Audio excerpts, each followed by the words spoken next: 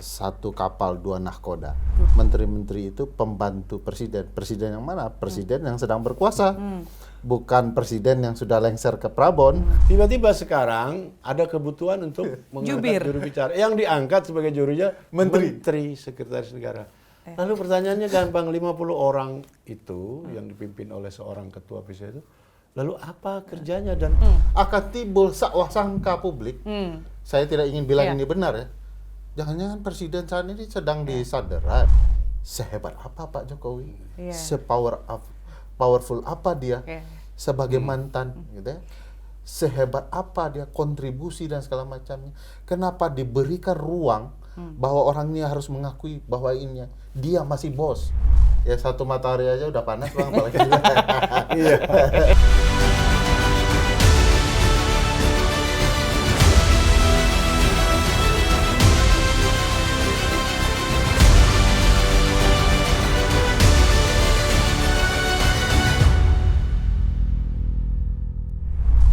Dari kemarin kayak gerah banget gitu ya. Kenapa juga? Matahari kayak ada dua gitu. Ya. Itu kata orang-orang, gue kalau ngobrol gitu ngomongnya. Panas ya. Gerah, climate change kayaknya. Dan terbitnya di dua kota, satu di Jakarta, satu di Solo gitu. Sudah pakai analogi jadi buyar. Ini jadi agak spesifik nih jadi. Susah sama aktivis selama ini ya. Oke, ini kita bakal ngebahas itu sih emang sebenarnya. Orang-orang kan udah pada punya ini sendiri ya, analisa sendiri. Terus publik juga udah mulai mencium-cium bau nih matahari kembar. Dan itu statementnya juga udah diomongin sama Presiden SBY ya, Presiden. Ya, mantan ya Presiden SBY. Keenam. Gitu. Kalau di luar negeri presiden tuh nggak pernah mantan. Amerika selalu disebut presiden. Keenam gitu ya. Nah, dan ini sebenarnya beliau udah ngomong ternyata kalau di track down ya itu dari 2023 pernah ada omongan kayak gitu. Oh pasti sebelumnya. Ya mungkin. Kembar. Bahkan yang terbaru yang para jenderal itu ya dipimpin oleh Jenderal Tri Sutrisno kan menyebut itu juga secara literal bahwa ada dua matahari yaitu matahari kembar semacam itu kan. Oke, nah ini apakah hanya fenomena ilusi optik gitu ya? Atau fenomena perasaan kita aja? Atau perasaan kita aja atau gimana gitu. Nah, kita akan bahas nih bareng-bareng sama Daveri Amsari, sama Bang Hamid tentunya kita ngobrolin itu. Tapi oke lah, kita udah tahu kalau semua orang sudah mulai berasumsi ini ada apa gitu, what's going on. Cuma kok dari sisi spesialisme dirimu itu hukum tata negara. Hukum tata negara. Itu sebenarnya juga apa? Ada ini nggak celah hukum gitu ya yang memang memungkinkan atau justru memang kalau udah ada indikasi ke sana itu sebenarnya sudah menyalahi hukum tata negara tuh gimana? Bisa cerita langsung Bang Ferry? Iya, dulu saya ingat saya pernah nulis di Tempo judulnya satu kapal dua nahkoda. Tapi untuk menjelaskan persaingan antara presiden dan wakil presiden ketika itu. Ya. Itu kayak tajuk Tempo sekarang juga kayak gitu. Itu lebih kapal dua masuk akal nahkoda. Ya. Lalu sekarang saya kira kalau sekarang agak beda konstruksinya ya. Karena ini orang yang sudah jadi presiden yang tidak lagi in power gitu ya, bukan pemegang kekuasaan. Dan itu sangat-sangat janggal kalau kita lihat konteks konstitusi kita. Pasal 17 Undang-Undang Dasar kan eksplisit bahwa menteri-menteri itu pembantu presiden. Presiden yang mana? Presiden yang sedang berkuasa. Bukan presiden yang sudah lengser ke Prabon. Apalagi kemudian ada pernyataan-pernyataan yang sangat-sangat janggal. Beliau ini kan senior saya nih. Bisa ceritakan kejanggalan itu merusak cakrawala ketatanegaraan juga politik santun dalam bernegara. Masa ada menteri ngaku bahwa orang yang sudah lengser ini masih bos. Ya, ini itu kurang lebih merusak pasal 17 itu, merusak Undang-Undang Kementerian Negara bahwa para menteri adalah pembantu presiden, bertanggung jawab dan diberhentikan oleh presiden. Jadi bukan pembantu mantan presiden. Bukan pembantu mantan presiden yang sudah tidak punya istana negara lagi. Nah ini kan dua menteri ya, kurang lebih itu kalau yang saya baca-baca tuh ada Menteri Kesehatan Budi Gunadi bilang bos, terus yang kedua siapa? Sakti Trenggono ya. Nah itu juga dia juga ngomong kayak gitu. Nah ini kan katanya ini analogi aja gitu. Nah kalau dari pasal tadi berarti sebenarnya udah bisa dihubungkan atau ya masih analogi untuk tujuan apa? Bilang orang bos. Apa Ya. makna analogi yang mau disampaikan gitu ya? Bukankah bos menteri satu? Kenapa bisa dua gitu ya? Nah, apapun analoginya sangat membuat bacaan jadi tidak sehat gitu ya. Dan bagi saya ada banyak hal yang janggal yang harusnya bagi kita semua meminta Presiden Joko Widodo sadar diri gitu ya. Anda mau jadi negarawan, kan salah satu step berikutnya dari seorang presiden adalah menjadi negarawan bangsa. Maka utusan presiden itu kan mantan presiden biasanya untuk tujuan-tujuan khusus. Kalau sekarang kan utusan khusus orang yang agak lain gitu ya. Karena dianggap sudah selesai dengan banyak hal dan bisa memberikan contoh baik. Ya, kalau diutus untuk tujuan tertentu, orang ini bisa menjalankannya dengan baik, gitu ya. Nah ini berarti ada presiden tiap hari diberitakan macam-macam beritanya, mulai orang antri sembako, mau silaturahmi, soal anaknya, soal ijazah, soal geng motor polisi datang, menteri datang. Apa sih tujuannya? Tapi Daveri dari tadi nyebut utusan, itu maksudnya merasa bahwa ini juga mereka merupakan utusan untuk suatu hal atau gimana bacaannya Bang Ben? Dari awal kan sebenarnya Laintan agak banyak keanehan ya. Ketika pemerintahan berjalan. Misalnya keanehan yang di ilmu kita nggak masuk akal itu adalah seorang mantan presiden punya kabinet. 50% dari anggota kabinetnya masuk ke kabinet baru. Itu udah nggak masuk akal. Itu mungkin pertama di dunia itu. 50% berbondong-bondong ya. Dengan jumlah kabinet yang sangat besar ya. Itu sudah nggak masuk akal. Kayaknya apakah orang-orang ini ya, yang datang itu memang adalah utusan Pak Presiden Joko Widodo di Presiden Prabowo? Sampai sekarang kan remain as mystery. Karena orang merasa Pak Prabowo bilang ini orang berjasa juga, Pak Jokowi berjasa juga, tapi nggak pernah segitu betul begitu ya. Nah oleh karena itu begitu mereka sudah jadi menteri Pak Prabowo pun mereka tetap mengunjungi orang yang mungkin dianggap mereka punya peran penting. Nah ini bicara janggal nih Bang Hamid, kan ini sebenarnya kunjungannya, ya ini kalau kita main-mainin puzzle aja ya gitu ya. Itu sehari setelah pertemuan Prabowo Mega, ya kan? Kalau nggak salah itu tanggal berapa? Ya pokoknya sehari setelah lah. Gitu. Kunjungan yang polisi-polisi toh? Kunjungan menteri ini, yang ke rumah Jokowi dan klaimnya juga sebenarnya ini bukan open house gimana gitu. Artinya kan memang bahkan tidak ada. Bahkan jauh sebelum itu Mbak Intan jangan lupa ada kunjungan wamen. Ada kunjungan wamen, oke. Yang bilang bahwa ini akan bagus nih kalau dijadikan wisata Jokowi. I see. Dan sebelumnya juga yang Sespimen Polri. Sebelum itu yang terbaru ya. Terbaru kan memang dikawal oleh Kapolri. Nah, no less than Kapolri ya. Oke, bicara janggal menjanggal gimana Bang Hamid? Ngelihat ini semua bacaannya gimana ini? Pertama soal respon terhadap pertemuan Prabowo dan Ibu Mega ya. Saya kira nggak ada ke situ. Karena ini kan nggak ada hubungannya gitu ya? Nggak ada. Oke. Nah, menurut saya ya, bacaan saya. Karena perilaku Jokowi yang seperti ini kan sudah dilakukan jauh sebelumnya gitu. Jadi itu nggak terlalu signifikan lah ya. Yang penting adalah perilakunya tadi yang disebut Ferry berulang-ulang tadi, bahwa ini memang belum pernah terjadi di dunia yang fana ini, belum pernah terjadi. Dan itu aneh sekali ya.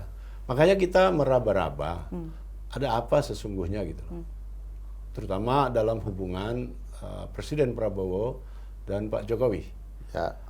Bahwa kemenangan Prabowo ditopang atau didukung besar oleh Jokowi, itu semua orang sudah tahu, terlalu jelas. Kira-kira orang buta pun bisa melihatnya.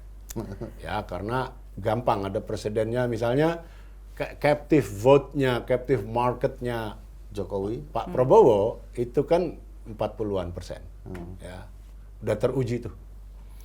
Nah, begitu masuk Pak Jokowi dia jadi 58 gitu ya. Calon-calon yang cukup favorit seperti Pak Ganjar dan Pak Anies Baswedan dan pasangan masing-masing itu kan dapat suara yang sangat mengejutkan kecilnya. Terutama untuk pasangan Ganjar dan Pak Mahfud. 17% itu mencengangkan sekali. Jadi itu sudah jelas lah ya. Artinya, dan saya kira Pak Prabowo berulang-ulang juga menyatakan secara eksplisit bahwa ini dia dibantu oleh Pak Jokowi. Hidup Jokowi. Jadi presiden. Iya, hidup Jokowi gitu kan. Kayaknya Itu clear. Abang agak mirip tadi impersonate-nya. Getarannya udah pas ya tadi ya, udah dapet tuh. Itu sudah jelas sekali. Masalahnya pertanyaan kita kan, kita tergoda pertanyaan. Apakah hanya karena alasan itu, maka kelihatannya kedekatan Pak Prabowo atau sikap tolerannya yang sangat jauh terhadap seorang bekas presiden, dalam hal ini Jokowi, itu bisa terjadi gitu. Apa hanya karena alasan balas jasa gitu. Ini yang jadi Tanda question tanya. mark ya, yang besar. Bagi yang belajar ilmu politik dan hukum tata negara, Bagi hampir yang tidak mungkin. Iya. Hanya itu. Ya, Pasti itu. akan selalu ada trade off gitu Ya, ya, entah ada. apa. Oke. Kalau bagi para pelajar ilmu politik dan ilmu hukum, saya kebetulan belajar dua-duanya, walaupun nggak lulus yang politik, ini kejengkelannya berganda-ganda.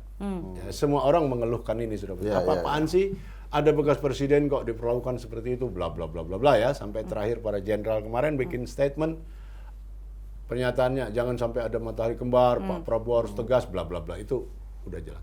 Nah, bagi kita yang belajar ini, itu kejengkelan dan keherannya berganda, double-double. Ini benar-benar unimaginable ya, unbelievable. Jadi kita jadi tergoda untuk bertanya, ada apa sebetulnya? Gitu ya. Apakah ada satu rahasia yang besar sekali yang disimpan atau dijadikan kartu truf atau dijadikan bargaining chip oleh Joko Widodo? Oke. Ini nggak ada yang bisa jawab sejauh ini ya. Mungkin sejarah nanti sekian puluh tahun lagi kalau ada apa undang-undang keterbukaan informasi ini mungkin bisa dibuka. Sejauh ini kita cuma bisa heran gitu. Oke. Nah, tapi Bang Hamid sama Daveri ngelihat tuh berlebihan atau masih oke, normal-normal aja? Bukan hanya berlebihan. Bukan, ini untuk sanjung menyanjung Prabowo selama ini. Kalau diperhatikan dalam setiap pidatonya, itu kan selalu menyanjung Pak Jokowi. Jokowi. Selalu. Iya. Kalau bahkan waktu dilantik aja beliau sampai begitu hormatnya mengantar ke bandara. Which oke, di situ nggak apa-apa juga sih gitu. Mungkin karena nggak penghormatan. punya implikasi Tapi apa-apa. kemudian selanjutnya kan setiap pidato Kemudian dilanjutkan kenegaraan- bukan hanya dalam pidato masalahnya, tapi dalam tindakan. ya. Beberapa menteri aktif ke sana gitu ya. Ada banyak sekali, walaupun saya dengar dan masuk akal, sebagian itu kan dimobilisasi ya. Misalnya bagi-bagi itu, misalnya grup motor gede, moge datang. Misalnya ini yang sangat aneh juga, Bung Ferry. Para pemret dan bekas pemret berbondong-bondong datang dan kemudian dapat bingkisan. Nah, orang curiga di tasnya ada ini ada itu, tapi lepas dari itu juga aneh sekali. Ya. Oke, jadi sanjung menyanjung itu menurut Bang Hamid Sampai gimana? kadar yang wajar dan dalam durasi yang cukup boleh saja. Tapi memang betul dia kemudian berlebihan ya dalam segi frekuensi dan dalam waktu durasi yang panjang. Tapi yang lebih penting lagi tadi, lalu ditindaklanjuti oleh berbondong-bondongnya atau bergilirannya utusan. Termasuk siapa? Ketua MPR datang, wakil ketua DPR datang. Yang terakhir adalah Sespimen ya, Sekolah Pimpinan Perwira Menengah yang dikawal oleh Kapolri sendiri. Pertanyaannya buat Ngapain? apa? Jadi kalau begini ya, saya mohon maaf bilang bahwa Pak Jokowi itu bernilai semata-mata karena posisinya, jabatannya sebagai presiden ya. Dalam kapasitas pribadinya, saya rasa dia nggak secemerlang itu. Jadi maksud saya para perwira atau siapapun yang datang, untuk minta saran, minta pandangan, minta visi, pasti mereka nggak dapat. Itu maksud saya. Nah, jadi apa itu gitu? Kan ada orang-orang ya, kita tahu banyak sekali bekas pejabat ya, termasuk orang seperti Pak Mahfud gitu. Prof. Emil Salim dulu banyak sekali itu. Yang memang mereka punya bobot personal. Lepas dari jabatannya, dia punya dignity dan punya credibility, punya masih memegang marwah marwah dan keahlian. Yeah. Orang kayak Pak Emil Salim itu kan hebat sekali sebagai ekonom, dan kalau Anda dengar dia bikin uraian ekonomi yang rumit jadi gamblang. Itu ciri-ciri orang pinter ya, menyederhanakan masalah yang rumit. Nah, kalau dalam kasus Jokowi apa yang diharap gitu? Jadi sulit sekali, ya mohon maaf ya, Pak Jokowi kan artikulasinya pun tidak jelas gitu loh, apalagi bobot idenya. Misalnya dalam isu hukum, kan Pak Jokowi sepanjang 10 tahun ini hampir tidak menyinggung isu hukum. Yeah. Isu human rights ya, hak asasi manusia, isu penegakan hukum yang benar gitu, kan hampir nggak pernah dia address gitu. Lalu para perwira polisi ini mau dapat advice apa dari dia dalam konteks kepolisian misalnya, yang hubungannya dengan penegakan hukum? Saya benar-benar tidak ngerti. Oke. Aku boleh melanjutkan poin? Silakan. Pak Hamid. Ada hal yang menarik kalau bicara ini sedang apa sebenarnya. Satu, kalau bicara bahwa jasa Jokowi besar, iya, diakui dengan berbagai terima kasih. Iya. Pertanyaan timbul berikutnya, apakah dengan posisi wakil presiden yang adalah anak Presiden Jokowi belum cukup tanda terima kasih Pak Prabowo gitu ya? Saya pikir memang dalam berbagai ruang politik ketatanegaraan dalam sistem presidensial, di parlementer juga ada ya, selalu ada misteri yang perlu dijawab. Kenapa sikap politik menjadi seburuk ini? Harusnya presiden terpilih sudah terlepas dari bayang-bayang presiden yang sudah lengser. Nah, ini mungkin lebih banyak berita Presiden Joko Widodo di hari-hari tertentu dibandingkan presiden yang berkuasa. Bahkan harus diingat, pertemuan dengan perwira menengah Polri kemarin dilakukan ketika presiden sedang dalam kunjungan ke luar negeri. Yang seharusnya itu komando Polri itu sebenarnya juga dari presiden. Enggak, gini, anak buah para polisi dan militer itu sudah jelas itu di pasal 30, pasal 10 Undang-Undang Dasar gitu ya. Nah, kalau ada gerakan yang seolah-olah ya melihatkan kepatuhan kepada pimpinan yang lain, itu aneh betul. Bosnya cuma satu, kok ada bos kedua gitu ya. Secara halus bisa dibilang indisipliner juga itu ya. Bagi saya iya, Bang. Berarti ini indikasi ada Political indiscipliner. Atau ada perpecahan, pembelahan di dalam atau kayak gimana? Saya melihat kalau Presiden Prabowo membiarkan dalam hal tertentu, kalau menggunakan bahasa ini mungkin banyak hal yang perlu dijelaskan. Presiden yang berkuasa seolah-olah tersandera sesuatu sehingga membiarkan presiden yang sudah lengser bermain dalam ruang politik yang terlalu jauh. Luas. Jauh. Pada akhirnya tidak berlebihan kalau kemudian ada asumsi seperti itu ya. Ada banyak hal mau tidak mau akan muncul. Ngapain mantan presiden? Kan katanya mau istirahat, mau tidur di Solo. Ini nggak tidur. Mau naik motor besar, bagi hadiah. Tapi ini kalau misalnya ngedenger statementnya dari timnya presiden ya, kayak misalnya Dhanil atau orang-orang Gerindra, ini semua membela loh, bilang bahwa ini silaturahmi hal biasa dan presiden udah tahu. Ini merupakan sikap dari presiden. Justru itu, maksud saya justru dengan sepengetahuan presiden dan itu semakin aneh kan. Justru kalau diam-diam presiden nggak bertanggung jawab. Ini pengakuan sendiri dari para staf presiden kan. Kenapa presiden membiarkan? Bahwa semuanya diketahui dari staf presiden dan dibiarkan. Nah, yang juga juga sama mengejutkannya menurut saya adalah Pak Prabowo ini sudah dengar semua kritik yang terbaru dari para seniornya ya, sampai Pak Trisno turun tangan gitu, turun gunung gitu banyak. Sudah Artinya warning itu sudah begitu gamblangnya disuarakan dan kelihatannya Pak Prabowo tidak peduli. Salah satu indikator pentingnya apa? Sekarang dia mengutus Pak Jokowi untuk menghadiri Pemakaman Pope. Paus di Vatikan. Itu wajar apa enggak? Kalau dari tata negara ada nggak ke arah Ada. Bisa. Makanya Memungkinkan. aku cerita untuk utusan khusus biasanya mantan presiden. Oke. Kan ini unsur kemanusiaannya tinggi. Ya, ini agak Biasanya kegiatan oke, kemanusiaan. Oke. agak oke ini. Ya. Tetapi hal yang lain kemudian kan poin Bang Hamid bukan ke sana soal ini biasa, tapi ada sesuatu. Iya. Ya. Sudah bertemu dengan menteri yang bilang dia bos, dengan para perwira menengah kepolisian, bla bla bla bla, wamennya bilang ini fenomena wisata Jokowi dan segala macam. Tiba-tiba presiden yang berkuasa, saya berikan Anda ruang Ya. internasional yang dikagumi oleh orang-orang di seluruh dunia karena yang meninggal adalah paus, gitu ya. Tidak kurang dari paus. Itu kayak karpet merah ya.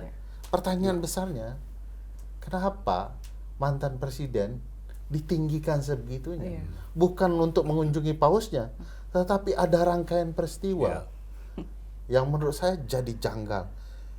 Sehebat apa Pak Jokowi? Iya. Powerful apa dia Iya. sebagai mantan, gitu ya? Sehebat apa dia kontribusi dan segala macamnya? Kenapa diberikan ruang bahwa orang ini harus mengakui bahwa dia masih bos? Rasa-rasanya ini udah bukan soal penghormatan. Ini ada sesuatu Tapi yang memang ada sesuatu. ada sesuatu. Saya Oke. nyinggung sedikit ya soal bos tadi.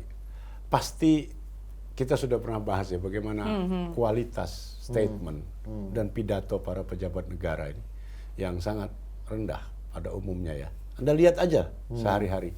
Termasuk ini sekali lagi contoh terakhir. Kalau mereka biasanya akan cuman bercanda atau apa. Loh, seorang menteri ya, pejabat tinggi negara yang begitu penting tidak boleh membercandai hal-hal yang begitu penting dalam konteks jabatan kenegaraan. Ini nih jabatan yang sangat terhormat loh. Ada berapa orang menteri dari 280 Hampir setengah juta ya, penduduk? hampir setengah apa lebih. Jangan main-main gitu. Bercanda soal lain aja gitu ya. Seorang petinggi seperti menteri nggak boleh bercanda begitu. Apalagi manggilnya bos segala macam. Nggak pantas gitu loh. Nah, itu komentar saya kalau mereka Iya. ngomong Kan begitu. hampir nggak mungkin ya Bang. Berarti kalau Nggak Daveri mungkin. ngelihatnya apa sesuatunya itu kira-kira? Curiga Daveri itu apa? Ini saya mau kasih analogi ya. Gimana? Rektor saya kan bos saya ya. Saya tidak mungkin bilang dekan saya bos di depan rektor. Karena dia akan merasa Atau bekas rektor kan atau bekas kenal rektor, juga. ya. Kan aneh itu. Rektor yang baru kan merasa saya yang harusnya Nganggep gue mendapatkan amat sih. penghormatan Penghormatan. itu. Anda kan anak buah saya. Jadi bayangkan ada menteri yang eksplisit. Kami dosen ini nggak ada eksplisit. Bos kami adalah negara dan mahasiswa. Itu bos sesungguhnya gitu ya. Ini eksplisit di pasal 17 Undang-Undang Dasar bahwa bosnya itu presiden. Dia ngomong mantan presiden yang tidak ada kaitannya lagi sama dia. Bagi saya timbul tanda tanya besar. Kok Anda berani bilang mantan presiden sebagai bos Anda? Iya, itu perlu ditanya dengan serius itu. Ka- Jangan main-main. Kau duduk di kursi menteri ya, tidak kurang. Yang satu posisi yang sangat terhormat dan Karena sangat besok- penting. Kak, Gitu. saya melanjutkan analogi itu, Bang. Saya dipecat rektor yang tersinggung tadi. Saya bisa melawan. Ke Petun misalnya. Tapi kalau menteri dipecat presiden tidak bisa. Itu hak prerogatif dia. Besok pagi dia bisa tersinggung dia. Dia bilang Jokowi masih bos dia. Langsung ditelepon saya pecat Anda. Cukup Tapi itu ya. begitu. cukup selesai. Cukup. Tidak ada dui. Process of law. Berarti ya harusnya sebenarnya kalau Dwi. Prabowo mau bisa saja presiden tuh langsung menghentikan Oh, iya. saja. Iya. Atau setidaknya membuat posisi bahwa Karena- saya bosnya. Karena gitu ya. power itu seharusnya tidak mungkin ada menteri. Karena dia sadar, oh power besok pagi, hari ini, detik ini, dia bisa dipecat nih. Iya. Lalu dia mengabaikan power itu. He is still my boss. Ya. Karena apa? Menteri-menteri itu kan tetesan saja dari kekuasaan presiden. Presiden dipilih rakyat, gitu. Menteri yang sama sekali enggak. Oke. gitu. Pembantu itu. Artinya sangat jelas itu. ada tanda tanya basics. besar gitu ya, kenapa seorang menteri berani bilang mantan presiden sebagai bosnya gitu ya, di depan publik semua, di depan media, yang kemudian pasti sampai dong ke telinga presiden gitu. Kalau misalnya nggak ada sesuatu yang lo takutkan atau apa, lo pasti nggak berani ngomong kayak gitu. Sebenarnya kan kayak gitu kan. Ya, tetapi yang juga penting saya rasa ya itu kan baru urusan dengan presiden kan, di level dinamika kekuasaan tertinggi. Yang tidak kurang pentingnya, Intan, ini buat pendidikan publik. Bagaimana rakyat kita disuguhi statement kayak gitu? Kan kita ini masih terus belajar tentang bernegara ya, yang penting, dan terus menerus, dan kita semua bangsa begitu jatuh bangun. Makanya kita itu harus terus committed bahwa kita sedang membangun negara modern gitu ya, republik modern. Ya itu juga harus dipertimbangkan. Jadi jangan, itu kan pementahan namanya. Dimentah-mentahkan ini proses pembentukan kenegaraan kita itu sedikit banyak diusik secara tidak perlu. Ini nambah lagi aja daftar komunikasi buruk kabinet. Ya kan, bener kan? Komunikasinya buruk sekali. Oke, ini kalau dari kacamata hukum tata negara, ini bisa disebut sebagai shadow governance gak sih yang dilakukan dengan intervensi intervensi ya dalam tanda kutip ya, artinya dengan kunjungan-kunjungan seperti ini seolah seperti masih berkuasa kan. Ilusi intervensi or mungkin whatever belum sejauh itu ya, karena kan tentu tidak ada gerakan administrasi dari orang-orang yang datang untuk mengedepankan Presiden Joko Widodo ya. Tapi di titik yang lain kita bisa menilai apakah yang membuat pembiaran itu terjadi. Dalam berbagai sejarah ada cerita sandera politik gitu ya, ada hal-hal yang rahasia yang tidak diketahui publik.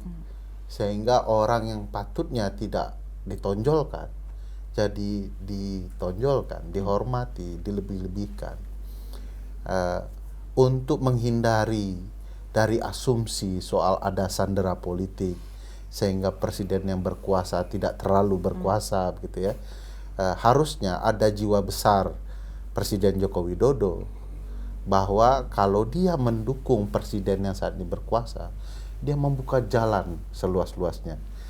Dalam berbagai praktik di Amerika misalnya, presiden yang didukung oleh mantan presiden selalu yang ditonjolkan, dikedepankan presiden berkuasa.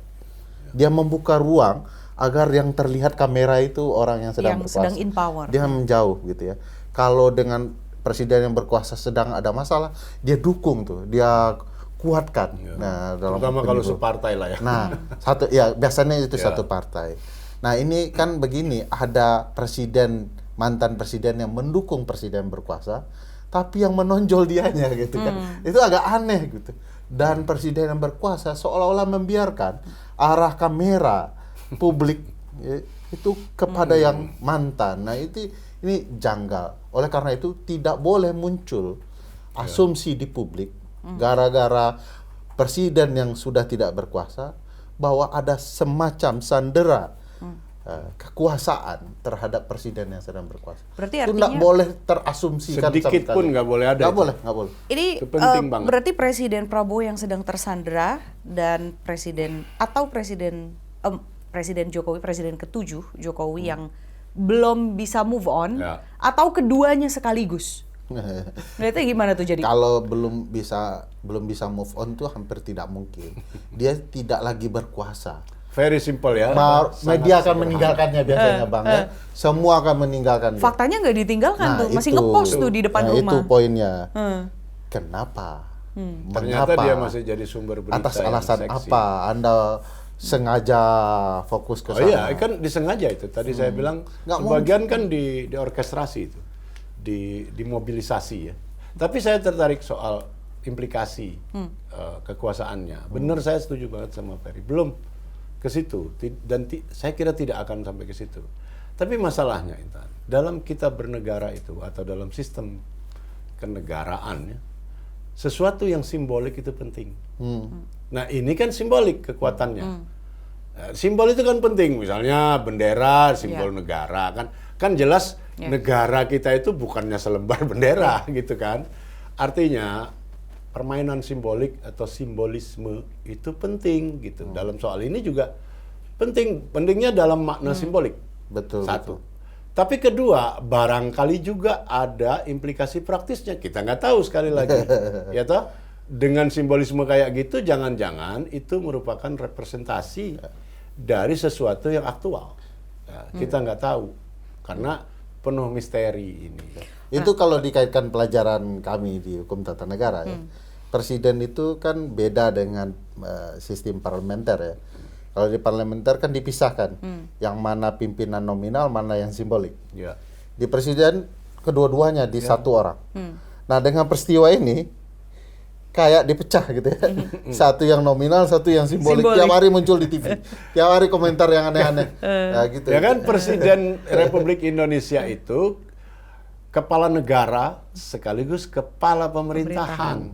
Itu juga kan yang basic-basic begini kita terus harus bikin pendidikan publik, Mary, ya. Misalnya kalau dia ngasih bintang Mahaputra ini ngasih itu posisinya sebagai kepala negara, bukan kepala pemerintahan. Begitu dia ngomong policy, ini itu dia kepala pemerintahan. Jadi jelas lah, cukup jelas itu pembagiannya. Nah ini kalau ngomongin soal matahari kembar juga kan sebenarnya yang sempat mention itu Presiden ke-6 SBY.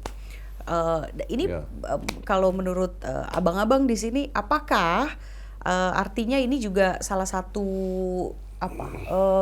bukan teguran, apa namanya peringatan atau sindiran lah untuk Prabowo. Ya satu matahari aja udah panas bang, apalagi iya, betul. Walaupun di dua kota ya, satu terbit di Jakarta, jadi apa satu mungkin di Solo. Jadi apa mungkin presiden-presiden sebelumnya juga ngerasa nih gerahnya juga sampai sana gitu sebetulnya? Iya jelas sekali itu ya. Panas ini terasa sampai sana. Tapi yang menarik kan berarti begini, sejak dini itu kan cukup lama Pak SBY ngomongnya ya. Pak SBY sudah mengidentifikasi itu gitu kan. Dan saya kira sangat jelas ya. Karena apa? Karena satu, ini terlalu mencolok. Itu menunjukkan ini benar-benar mencolok. Kedua, nggak ada presidennya. Jadi begitu terjadi itu semua orang benar-benar merasa janggal ya, merasa aneh. Jadi sangat iya, kalau melanjutkan itu menariknya kita kalau menelusuri apa yang dilakukan Pak SBY. Kapan sih Pak SBY ketika sudah lengser muncul di TV? Istri beliau sakit, istri beliau meninggal, beliau sakit, beliau difitnah orang, beliau diserang orang. Atau dalam kapasitas sebagai ketua partai. Ketua partai ya. Pimpin partai. Selebihnya hampir tidak ada. Tidak ada yang orang moge datang. Hobi ngelukis saja tuh. Paling hobi melukis kan. Dan itu pun kayak 5 bulan setelahnya, setelah itu nggak ada berita lagi. Nggak ada implikasi kenegaraan apapun. Nggak ada. Tidak ada soal gosip bahkan ya dalam hal-hal tertentu. Hanya ya hadir karena mungkin partai sedang bergejolak, dia perlu menetralisir keadaan. Nah ini kan beda. Tapi mungkin nggak kalau misalnya anaknya SBY gitu, misalnya yang menjadi wapres, beliau juga melakukan itu, misalnya. Kan ini kan bukan yang berkaitan isu ini dengan wapres ya. Bisa, ini karena bisa. udah mulai ada yang ngomong Bang, karena ini kalau misal ini mungkin salah satu cara dari Presiden Jokowi untuk kemudian terus timbul menjagalah posisi anaknya sebagai wapres gitu, yang menjaga banyak kuasa. muncul malah urusan dia sendiri gitu ya. Dan perlu diingat ya bahwa ini belum sampai bahkan 5 bulan peralihan kekuasaan. Coba dihitung kemunculan Presiden Jokowi di TV itu. Kayak menyedot perhatian, kayak membuat perhatian, kayak diciptakan. Nggak ada mantan presiden muncul berkali-kali, berlebihan seperti ini. Kalau itu benar, Intan, berarti justru secara strategi dia salah total. Loh kok dia malah membayang-bayangi anaknya? Kan dia berkepentingan untuk mempromosikan si anak. Loh kenapa dia sendiri yang menonjol? Kan salah lagi sebetulnya dari segitu. Tapi tadi disebut soal kemungkinan tahu diri. Kan sebenarnya sudah jelas, sudah bisa kita pastikan tanpa ragu sedikit pun bahwa ketahuidirian itu atau sikap tahu diri itu tidak mungkin diharapkan dari Jokowi. Karena kalau emang dia punya rasa tahu diri semacam itu, in the first place dia nggak akan lakukan ini gitu. Jadi ini justru terbalik. Justru dia lawannya dari tahu diri benar-benar ingin menonjolkan diri justru gitu. Jadi harus ada cara lain untuk mengatasinya. Artinya sikap kesadaran diri dia udah mustahil diharapkan. Berarti harus ada treatment lain untuk meredam ini gitu. Dan menariknya di sosmed itu udah mulai ada tuh omongan-omongan dari mantan wapres gitu ya, purnawirawan memperbincangkan narasi ganti wapres. Nah itu gimana? Itu isu lain lagi. Isu lain lagi ya. Itu makin membuat gerah maksudnya ya kondisi hari ini gitu kan. Iya. Apalagi netizen makanya udah mulai menghubungkan dengan ini jangan-jangan cawe-cawe ini tuh sebenarnya juga salah satu bagian untuk melanggengkan kekuasaan, melindungi sang anak yang saat ini juga menjadi wapres. Gitu. Kalau mau melindungi sang anak, menurut saya Presiden Jokowi ya harus sadar diri, nggak boleh dia mau bersaing dengan presiden yang berkuasa, karena anaknya sedang bersama presiden yang berkuasa. Sangat tergantung. Harusnya dia malah mengedepankan presiden yang berkuasa, memberikan ruang yang lebih besar gitu ya, supaya presiden berkuasa senang dengan anaknya. Harus diingat wakil presiden itu di konsep kasarnya ban serap lah ya. Total ya. Kalau ingin tetap dijaga ban serap, tidak diganti karena kualitasnya tidak tepat, kan sama ban utama dia harus berjalan seiring kan. Dan itu sudah dilakukan Pak Jokowi kan dalam periode keduanya. Dia memban serapkan wakilnya 100%. Ya, dari Pak Tri Sutrisno kan juga udah mulai cemas bilang ya kan dengan kondisi negara. Maksudnya sampai beliau berkomentar gitu, beliau yang sudah sangat sepuh gitu, khawatir. Gunung ya. Betul. Nah, ini berarti pemerintah sekarang responnya harus gimana menurut Daveri, Bang Hamid? Harusnya mereka mendengar ya, istana seharusnya tahu sekali nih bahwa publik sedang menggunjingkan itu dia ini. yang saya bilang tadi kan. Harusnya bagaimana mereka merespon? Loh kan jelas sekali presiden sejauh ini ya sama sekali tidak mempedulikan itu. Buktinya yang terbaru dia ngutus ke Vatikan ya. Walaupun benar itu juga courtesy kayak gitu biasa ya. Biasanya diutus untuk kegiatan-kegiatan yang ada hubungan dengan kemanusiaan, perdamaian gitu ya. Diutus orang kalau ada negara kecil konflik ya gitu-gitulah. Tanpa mengurangi rasa hormat maksudnya. Iya. Misalnya di mana namanya di Timur Tengah sekarang gitu. Itu mungkin saja dengan alasan kemanusiaan, bukan alasan politik atau perang. Alasan kemanusiaan murni humanitarian itu seorang presiden bisa mengutus seorang bekas presiden gitu, orang yang digantikannya. Bisa gitu. Tapi momennya agak aneh ya. Iya, dan memang begini ya. Ini lagi-lagi untuk yang sekian kali kita dibikin bingung dan heran dengan pola komunikasi dan cara pemerintah mengkomunikasikan keinginannya. Kita tahu ada sekitar 50 orang yang disebut PCO ya, Presidential Communication Office. Kalau saya PCO ini Virgin Coconut Oil. Virgin karena orang Minang saya. Sunda juga ya. Nah, itu ada sampai kantor kita udah pernah bahas, kantornya sampai di luar karena meludak. Personelnya begitu banyak. Tiba-tiba sekarang ada kebutuhan untuk mengangkat juru bicara. Yang diangkat sebagai jurunya Menteri Sekretaris Negara. Lalu pertanyaannya gampang, 50 orang itu yang dipimpin oleh seorang ketua PCO itu, lalu apa kerjanya? Dan sejauh ini kita juga nggak pernah dengar juga ya, keaktifannya yang luar biasa. Yang muncul malah kontroversinya, misalnya soal kepala babi, masak saja gitu ketuanya. Itu, nah ini betul-betul kita harus mengerahkan seluruh daya analisis yang terbaik. Ini kayak makin diskusi makin banyak questions justru ya. Bukan terjawab tapi malah banyak pertanyaan jadi makin. Ini berarti kalau Daveri, Bang Hamid ngelihatnya implikasinya berarti sekarang gimana ya ke pemerintahan? Apakah mungkin ya jadinya bisa jadi karena seolah nih jadi yang ngasih arahan tuh siapa sih gitu kan? Jadi kemudian justru kabinetnya malah bisa terbelah gitu. Kinerja menteri juga malah jadi ini nih beda-beda gitu kan? Di studi sistem presidensial ada pakar namanya Richard E. Neustadt. Pokoknya jadi maestro lah di urusan ini. Dia pernah ngomong begini, presidential power is the power to persuade, meyakinkan banyak orang. Karena sebenarnya Presiden kan berhadapan dengan 580 orang di DPR gitu ya. 100-an orang di DPD, rakyat Indonesia yang kemudian bisa percaya tidak percaya dia. Dia harus punya kemampuan How to persuade, ya. ya mempersuasi orang gitu ya. Harus yakin nih sama saya begitu ya. Nah, kalau cara komunikasinya jelek begitu ya, orang yang dipilih tidak tepat ya, tiba-tiba timbul matahari kembar dan segala macam. Pertanyaan besarnya, apakah ini cara presiden mempersuasi orang banyak? Sampai sekacau ini begitu.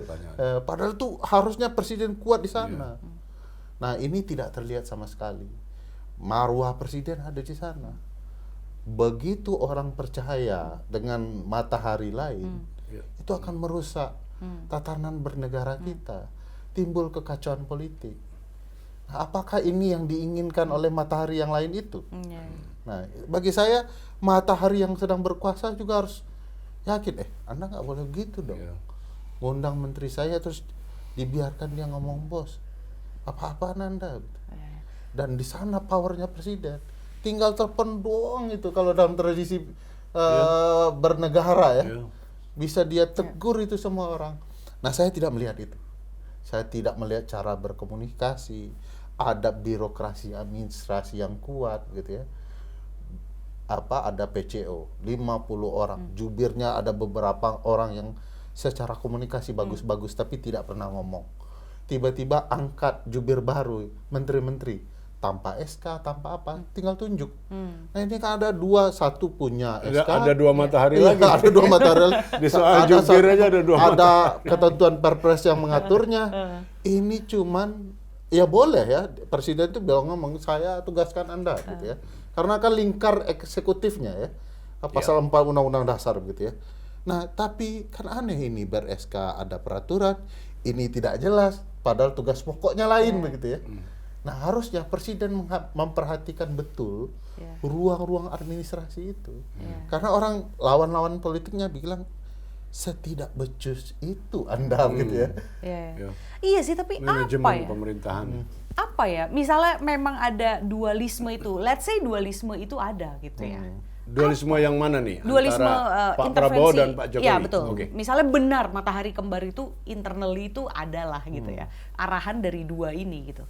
Apa yang kira-kira ingin? Dalam batas penalaran yang wajar di ilmu kami tidak mungkin. Tidak mungkin, betul. Tapi makanya kecuali internally. yang aku bilang akan timbul sangka publik. Saya tidak ingin bilang ini benar ya. Jangan-jangan presiden saat ini sedang disandera. Ada sesuatu yang membuat dia tidak punya daya. Luar biasa ya. Jadi kayak raja tambah kekuasaan gitu ya. Antara disandera atau kepentingan kebijakan atau kepentingan proyek atau apa mungkin itu kan bahasa kalau hukum tata negaranya begini. apa. Presiden itu menurut Yustad tadi adalah raja yang dibatasi konstitusi. Dia punya kekuasaan tapi terbatas masa jabatan gitu ya. Terbatas periodenya. Siapa yang membatasi konstitusi? Lain itu tidak ada. Apalagi cuman mantan presiden. Cuman konstitusi yang bisa membatasi presiden. Selebihnya 5 cabang kekuasaan dia itu bisa memerintahkan apa saja. Nah, makanya dan apa namanya? Keputusan lisannya aja bisa kuat sekali. Atau misalnya Anda lihat di tempat lain ya, di Amerika. Anda lihat hari pertama Trump menandatangani executive order. Yang banyak sekali. Membebaskan si ini, membebaskan yang menyerbu Capitol Hill dan sebagainya, benar-benar semau dia. Memang dimungkinkan oleh konstitusinya. Raja kan? Ini kok Untuk presiden raja memberikan penghormatan kepada orang yang tidak berkuasa lagi. Gak bisa dipahami lah intinya. Ini saya aneh, sulit memahaminya. Berarti kalau yang contoh baiknya gitu yang bisa ditiru kalau Bang Hamid siapa? Apa? Kira-kira? Apa? Contoh baik dari mana? Mantan presiden. Pada umumnya kan mantan-mantan presiden kita baik semua. Sikap negarawan sikapnya. yang paling nyantol gitu. Kita mulai aja lah dari Pak Harto. Ya. Walaupun memang ada friksi yang keras sekali. Ya. Tapi kan dia layak lah memperlakukan Bung Karno gitu ya. Ada ditahan di Wisma Yaso segala macam, tapi dalam konteks ini sinarnya Bung Karno itu benar-benar nggak dikasih tempat, dan Bung Karnonya sendiri memang tidak ingin. Ya. Yang kedua dari Pak Harto ke Pak Habibie kan udah selesai juga. Dari Pak Gus Dur ke Habibie sama. Maksud saya dalam soal ini kita punya tradisi yang baik loh sebenarnya. Jadi baru dari nih. para bapak mantan presiden kita yang dulu dan Ibu Megawati. Kan ada teladan yang baik sebenarnya ini gitu loh. Kenapa ini tidak diapresiasi dengan Jadi ini wajar? Kenapa ini dilanggar? Gitu. Ini sikap-sikap baru nih ya, kejadian baru. Ini unprecedented saya Iya. bilang. Sama sekali nggak ada presidennya. Nggak ada contohnya ini. Nggak ada sedikit pun. Bahkan di seluruh dunia. Ya, setahu saya seluruh dunia. Mungkin mana? Korea Selatan? Nggak tahu. Nggak juga. Nggak juga. Kalau Jadi, sudah jadi mantan ya adem ayem. iya udah selesai aja. Gitu. Agak jelimet jadi mantan ya Duterte lah. Atau kalau dia mau running berikutnya, biasa dalam konteks kampanye misalnya dia mana? Di Brazil, ada Jair Bolsonaro. Ada yang sekarang presiden, waktu dia berhenti kan dia ngelawan lagi dan jadi lagi yang kedua dan sebagainya. Tapi itu kan kasus-kasus yang jarang lah ya. Secara umum nggak ada di seluruh dunia ini. Di mana-mana mantan emang udah cukup di masa lalu aja. Ntar Hanya jangan- untuk dikenang. Iya. Memang mantan itu untuk dikenang ya. Dan kadang-kadang menyakitkan. Ini agak dalam Bang Hamid. Agak dalam. Kalau Kadang-kadang. mantan masih posesif, Wah, itu berarti belum selesai Hidup tuh Anda urusan. memang sedang celaka-celakanya. Itu bisa mengganggu kerapian struktur keluarga. Ya udah deh. Kelihatannya Intan punya pengalaman pribadi yang agak mendalam. agak Kelihatannya berkesan dengan analogi itu ya. Berbeda banget soalnya. Dia sangat mendalam. Ya. Oke lah, kalau gitu kita bungkus saja ya. Inilah enaknya Pembahasan kita mantan ngomong ini. seserius apapun bangsa kita ini ramah, ketawa. Gitu. Seolah-olah nggak ada yang sesuatu yang luar biasa. Baik. Demi keharmonisan bersama, urusan mantan ini kita bungkus dulu ya. Oke, kita ketemu di poker selanjutnya. Bye, thank you.